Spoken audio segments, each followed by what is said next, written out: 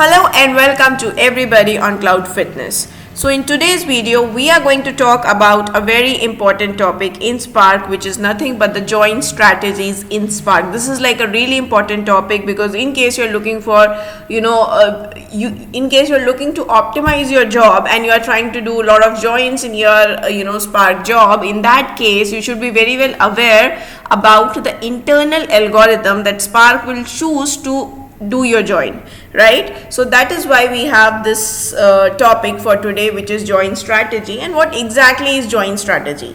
So basically what happens is whenever you are trying to do any kind of join, let's say inner join, left join, any type of join that you are trying to do between the two data frames, right? What exactly happens is Spark internally decides what algorithm will be used for the joining, right? What algorithm will be used to join the two data frames, right, that you are trying to join on, right? So that particular algorithm is nothing but your join strategy, right? So during the time of physical planning as well as during the time of logical plan, it actually shows you as well what kind of join strategy it has used, right? So these are nothing but these are called your selection strategy to do the join, right? And you need to understand what is happening beneath, right, in order to have a very good optimal job, as well as your join should not be the one which is taking the wrong strategy.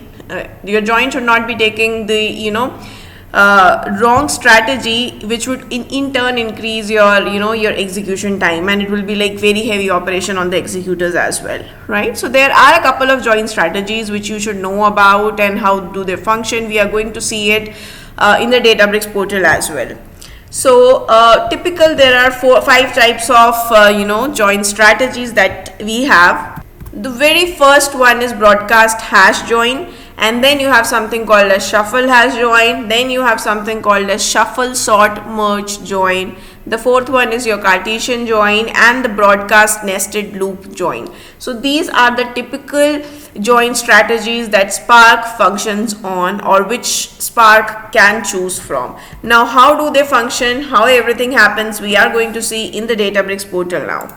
So before moving on, do remember to like, share and subscribe to my channel. So coming on to the first type of join, which is nothing but the broadcast hash join, right? So this is this is exactly like your broadcast join that we talk about, right? So what exactly happens is, if you are trying to join two different data frames, right, if you are trying to join, let's say, data frames, then what happens is there is a broadcast threshold limit. Now there is a default broadcast threshold limit which we will see now. So if your data frame, right, lies within that particular range, which is the default one, then in that case, if what happens is the smaller data frame, the copy of your smaller data frame is actually made available to all the worker nodes, right? And when the copy is made available to all the worker nodes, as you can see on the screen, right, what exactly happens is this copy actually is stored in the memory, right? This copy is actually stored in the memory, and then what happens is a hash join takes place between the two data frames, your larger data frame as well as the smaller copy. Now in this case, what happens is shuffle gets reduced, right, because there is no shuffle happening for your small data frame rows, right?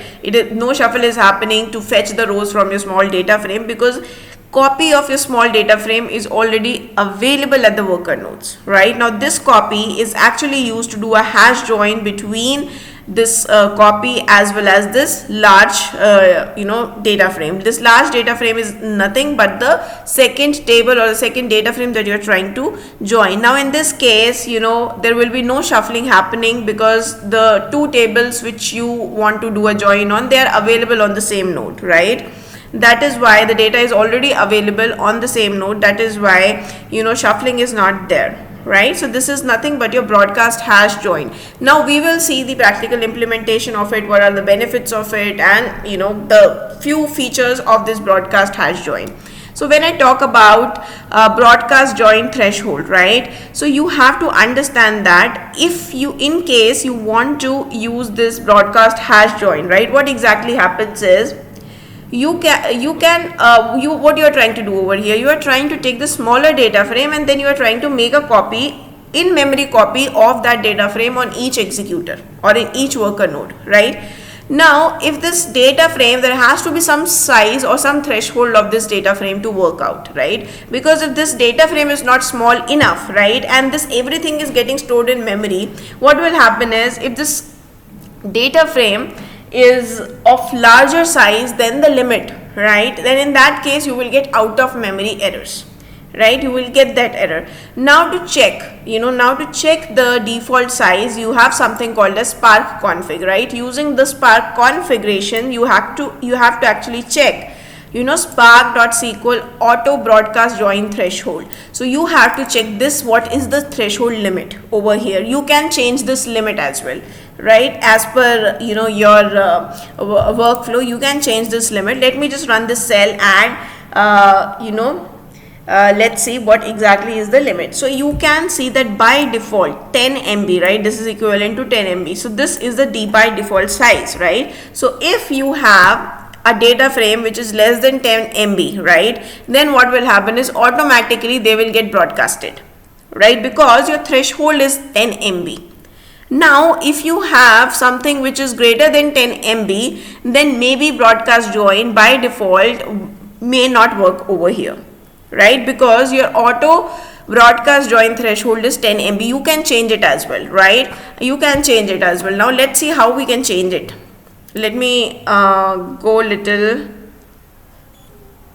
You can see that this is how you can actually change. So you can put in any value over here, right? Spark.config.set, right? Spark.sql auto broadcast join threshold, and you can provide here any value. You can provide -1 in case you want to disable this option, right? By default it is enabled, right? By default it is enabled with 10 MB size. If you want to disable it, you have to put in the value over here as -1. Now let's see how exactly this works. Now in this case I have a data frame df1, right? I have a data frame, I have a sequence of data, right, which is nothing but the sequence of number. Now the sequence of number, I am trying to convert it into a data frame, right, with the column name as id1. Similarly, I have a data frame 2, which is again nothing but a sequence of numbers.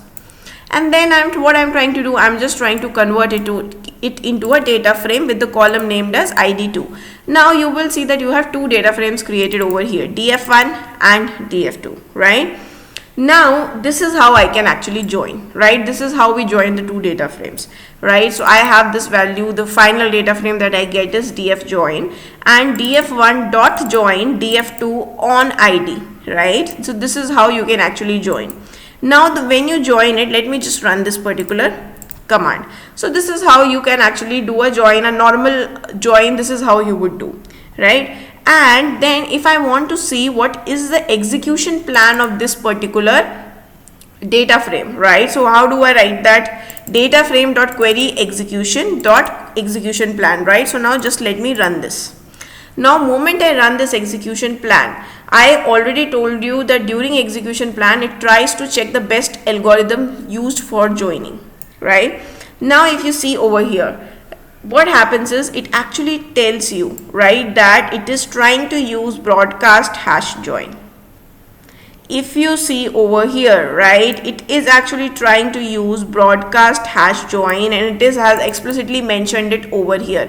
So this is how your broadcast join works. So right now if you see, of course, right, the data frame, one data frame is very small, and in fact both the data frames are small, so they are less than 10 MB, and automatically one data frame is actually broadcasted, right? So this is how your broadcast join works, and by default this is the join that usually in fact this topic we will discuss later on, like by default which one is used. Now in case you want to explicitly define broadcast, you want to say that okay, I want to do a broadcast join only, then in that case you can mention broadcast while doing the join over here, right? Here itself, like this, you can say broadcast. Then what will happen is, by default, because you have mentioned that I want to broadcast data frame 2, I know that my data frame 2 is very small, I want to broadcast it, then in that case you can go and use this. Now there are few things that we should know about the broadcast, right? Now this broadcast hash join is the fastest join algorithm, right? It is the fastest join algorithm. So it is really fast because there is no shuffle involved, right? As there is no shuffle involved, definitely it becomes faster because you are just leaving a copy to the executors. It works only for the equi-joins, right? Only for equi-joins this broadcast will work. For non-equi-joins, what will work? I am going to tell you. What does equi-join mean, right? Whenever you write this kind of statement, equal to, right? These are basically equi-joins. These are all called your equi-joins. So only in case of equi-joins, broadcast hash join algorithm will work, right? So it does not work for full outer join. So right now if you see that what we have used is the inner join criteria, right? So in case I use full outer join, or in fact I will do it later in this video, I will show you, then in that case broadcast join is not going to work because broadcast join does not work for full outer join, right? Now broadcast hash join works when a data set is small enough that it can be broadcasted and hashed. Now this is a correct thing, right? We discussed it already that your data set has to be small enough, right?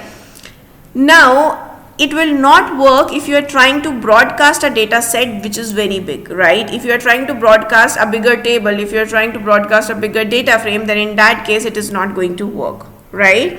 Now what happens is it will become, it is very difficult to keep such a big let's say you are trying to copy a very big data frame over the executor, right? There will be a lot of network IO, right? It will become a network intensive operation. That is why your job will also slow down and you may also get out of memory issues. So these are the key points that you should know about the broadcast hash join. Now coming on to the second type of join, right, which is nothing but the shuffle hash join. Now this shuffle hash join kind of explains what it is from its name itself, right? Now in the shuffle hash join, what will happen is shuffle will actually happen between the executors. It will try to move the data between the executors and there will be shuffle involved, right? What it tries to do is it tries to shuffle the data between the executors. So if I have the executors, it will try to shuffle the data, and then what it will try to do, related to the same key, all the data it will keep in one executor, and then it will do the hash join. So first it will shuffle and then it will do the hash join on the executors. So this is what exactly your shuffle hash join is. No worry if you did not understand it. We are going to discuss and do, like, I'll show you the code as well in detail. So if you see this shuffle join, right, I'm just reading this as well, as very shuffle operation consists of moving data between executor nodes, right? Shuffle hash join involves moving data with the same value of join key in the same executor node followed by hash join, right? So what exactly happens is it tries to move the data between the executors, and then when you have data related to one join key in the one executor, it combines it and does the hash join. Now if you see this particular diagram, right, what exactly is happening? So you have worker 0, 1, 2, 3, right? 0, 1, 3 and 4. So what essentially is happening over here? Now all the data related to a particular join key, right? All the data related to a particular join key. So let's say join key 1, right? The join key 1 data is coming to the worker 1, join key 3 data is coming to worker 0, join key 4 data is coming to worker 3, join key 2 data is coming to worker 4. So all the data which corresponds to one particular join key is coming to the one executor. Now once it reaches this stage, once the shuffle happens and you have the data in the executor, what exactly it tries to do is it tries to do a hash join, right? It tries to do a hash join over here, and this is nothing but a shuffle hash join. So definitely shuffle hash is basically a little expensive operation. And now let us just try to see few concepts related to this your shuffle merge join, and then we will discuss in detail how exactly it works, and I will show you as well. So one thing you need to remember is that your shuffle hash join is only supported for equi-joins. Equi-joins basically your equal to ones, right? We are going to see non-equal to ones as well, right? And this works only when there is one condition which is sorting, right? So whenever your sort merge join is disabled, right? So there is a special configuration which is spark.sql.join prefer sort merge join, which is by default true, right? Whenever this condition is false, right, then only your shuffle hash join will happen, because shuffle hash join is an expensive operation. Spark will not do it by default. It will only do it when you cannot broadcast, you do not have when you say that I don't want to use sort merge join. I will tell you what exactly sort merge join. Now basically here as well, just like your broadcast join, you cannot do full outer join. In the shuffle hash join, you cannot do your full outer join. So these are the main things, right, about your shuffle hash join. And now we will see exactly how does it work. So you need to understand that this shuffle hash join will work only when your broadcast join cannot work, right? So for broadcast join not to work, let me just say the value of I am just setting the value of broadcast join threshold to -1. Now if this value is -1, then basically this auto broadcast join, the threshold will be so less that it is -1. So in that case it will not be able to broadcast whatever data frame I create. Also, I am going to set using spark config.set. I am saying that spark.sql.join prefer sort merge join is false. Now this is also false, that you cannot do sort merge join. So let me just run it. So the moment I run these two statements, right, and then again what I am trying to do over here is I have a data frame. I have a data frame in memory customer data frame, and then I have a data frame in memory order data frame. So I have these two data frames, right?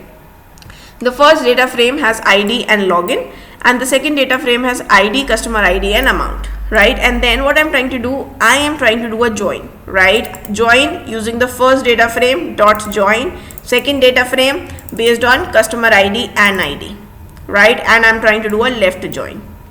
This is a very simple thing that I'm trying to do, right? And then I'm trying to get the execution plan, right? The query execution plan. Now if you remember, after doing the join, whatever data frame I'm getting, which is orders by the customer, I'm trying to say dot query execution, right? I'm trying to get the query execution plan. Now let me just try to run it. So basically transformation, I'm not doing anything, just reading and joining and trying to get the execution plan. Now if you see this particular execution plan, let's see what does it say. So if you can see over here, you can see, let me just go a little down over here, you can see that it says shuffled hash join. So what exactly has happened here, right? It has created shuffle hash join from here. It has actually created your shuffle hash join. Now remember one thing over here, I have not disabled your auto broadcast threshold, right? I have not set it -1. So when you say it -1, that is the point when it get disabled, right? So you need to understand one thing over here, right? So basically your shuffle hash join, right, when it will work in those cases. First of all, it will work only when you have an equi join. Second, it will work only when your sort merge join is equal to false. By default it is true, so you have to make it false. And the third thing essentially when it will work is when your auto broadcast join threshold cannot be done, right? Now why it cannot be done? Because the table which you are trying to hash, the data frame that you are trying to hash, now that table is much smaller than the result of this particular small formula, right? So right now if my threshold is 1, right, so if you see my spark SQL auto broadcast join threshold is 1, right, and then my spark SQL shuffle partitions, right? Now if the value of these two is smaller than, right, it is smaller than the result of this particular formula, then in that case it will go for your shuffle hash join. because if you see this particular formula, right, now if the value is less than this particular formula, then what will happen is the value is so small, then it becomes really very feasible to hash the table rather than to broadcast it, right? So this is how your hash join, your shuffled hash join actually works. Now the third type of join is shuffle, sort, merge join, right? So we have been talking about this part, right? Prefer, sort, merge join, right, which is false. Now here we are actually going to talk about shuffle, sort, merge join. What exactly happens here? So again, remember that this is also supported only for your equi joins, right? Now you need to remember that it says sort, shuffle, sort, merge join, right? So it means that whatever join keys you are using, right, now those join keys are actually sortable, right? In that case, it will go for shuffle, sort, merge join. Now if your join keys are sortable and it is used for your equi join, and you can use it for your left join, your full outer join, your right join, your NT join, you can use it for all join types, right? So because the above two ones which we discussed, right, they are not used for your full outer join. This one and even the broadcast one, they are not used for your full outer join, but your shuffle, sort, merge join is actually used for all join types. Exactly what happens over here is shuffling is involved, right, because it says shuffle, right? So what shuffle it involves, it tries to bring the data related to the same join key in the one worker node itself, right? So let's say join key 1, so this is similar to the previous one what we discussed, right? So shuffle hash join, same thing, right? It is going to shuffle. Why it is going to shuffle? Because the data related to the same join key it is going to bring to the one worker, just like the previous one. But once it brings that, it is going to sort the data, right? It is going to sort the data and then it is going to merge it here. That is the difference. That is the exact difference between the shuffle, sort, merge join and your shuffle hash join. So let us go a little more in detail. So essentially, whenever you're trying to use sort, merge, join, what exactly happens is you need to make sure that this option is true. So we had set this option false, right, to test shuffle, hash, join, right? Now if we are going to use sort, merge, join, shuffle, sort, merge, join, then in that case we need to enable this to true. This is the first thing. Now the second thing is, now again I'm trying to do the same thing. I have one data frame over here and then I have a second data frame, right? And then what I'm trying to do, I'm trying to join these two data frames on customer ID, right? Now when I join it, I'm just trying to get the execution plan out of it. So no nothing very difficult over here. So just trying to get execution plan out of it. So now let us see what plan it has created. So now if you can see, it has tried to use your sort, merge, join. Now why it has tried to do sort, merge, join, right? Because if you see over here, first of all, broadcast is disabled, right? Not disabled, but the value is very less, right? And then the value of the formula that we talked about at the top, that is less, right? And then your sort, merge, join, this is regarded as true, right? Then in this case it is going and checking this shuffle, sort, merge, join. So this is how it actually works. Now Cartesian join is another type of join. It works like your typical Cartesian product join as well. I mean your typical Cartesian product join, basically just like your SQL, it works exactly the same. So there is something called as, I also talked about, let me go back to this Excel, there is something called as broadcast nested loop join, right? So this Cartesian join is similar to your broadcast nested loop join, which we will discuss, just that this is not broadcasted. Now this Cartesian join is also called as your shuffle and replicate nested loop join, right? Basically now here what happens is Cartesian join is used both for equi and non-equi join. So now here comes the thing, right? Earlier whatever we discussed till now, they work for only equi joins. Now Cartesian product will work both for equi and non-equi joins, and it only works for inner like joins. This thing also you need to very much remember. And this is not the preferred one. This is like a very expensive join algorithm, right? Because it is a Cartesian product, right? So definitely it will involve lot of network IO as well, right? Now not the network IO. In fact, I would say it kind of involves lot of heavy operation, because you need to send over the entire data set to all the partitions, right? So that is why your Cartesian becomes like a really expensive join. Now again we will see how we can see the Cartesian thing. So if you see, we have a data frame over here. We have just created a data frame. Let me just run it, and this data frame part, and then we have data frame 2 as well over here, which I'm creating. And once I have created the two data frame, I'm simply doing to join. And now in this case, this is a non-equi join. So earlier the joins that we used, those were equi joins. Now this is a non-equi join, right? It is not just equal to. So if I run this, now my df joined, right? Now it has a non-equi join. Now let me just try to get the execution plan. Now if you see in this execution plan, just because it is a non-equi join, right? And you can see over here it says Cartesian product, right? So this is how your Cartesian join strategy looks like. And then the last one is your broadcast nested loop join, right? Now this broadcast nested loop join also works for your both equi and non-equi join, and it works for all join types. So you need to remember that it works both for equi and non-equi join, and works for all join type, right? Now there is no sorting involved in this broadcast join, in this broadcast nested loop join. So you need to understand this thing, right? No sorting is involved, and even in the name there is no sorting, right?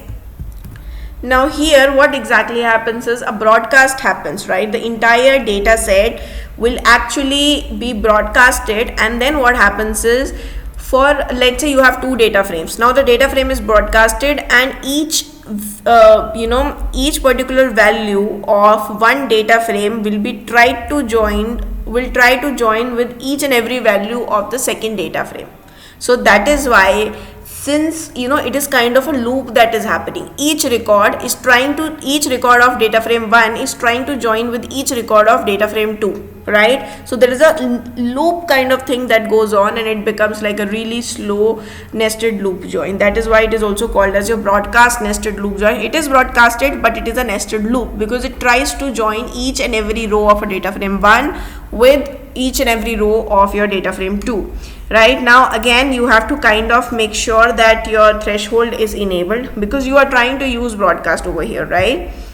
Now let me just set the configuration to 10, right? Earlier it was 10 only.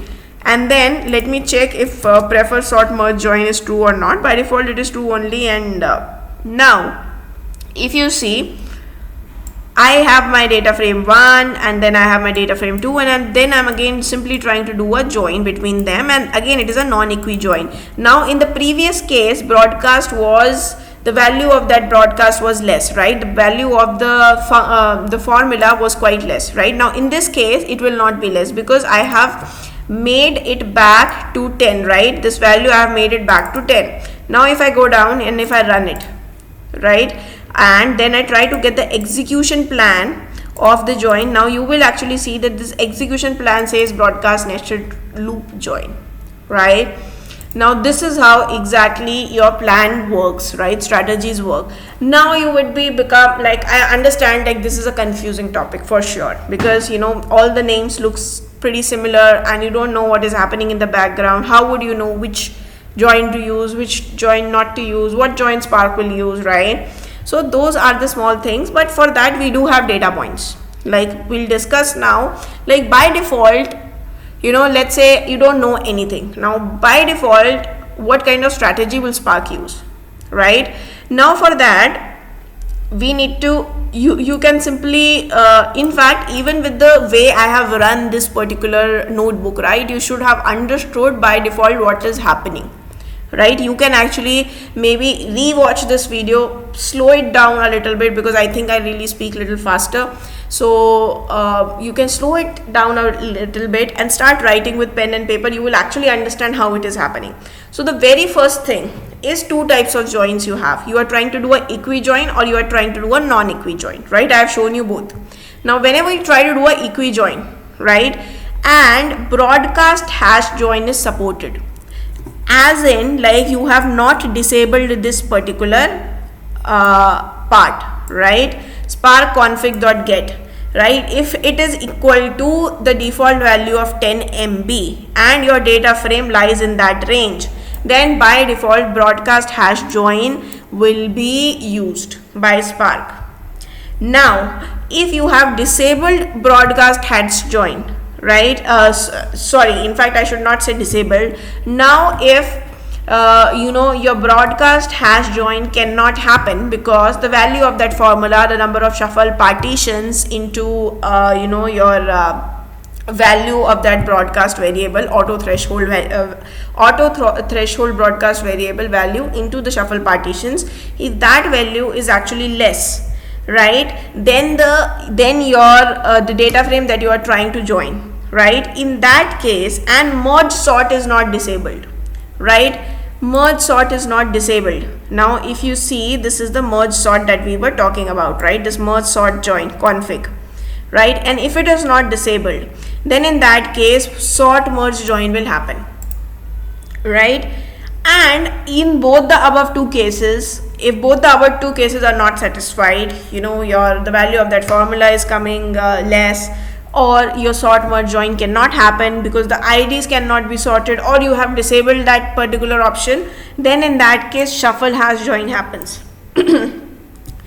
And in case you try to, and in case all the three of this doesn't work, right, due to some reason you are not able to do shuffle hash join as well, shuffle hash join is not supported, right, your sort merge is also not supported, your broadcast is not supported due to any of the issues that we have discussed till now, due to any of these settings, then in that case Cartesian product join will actually happen.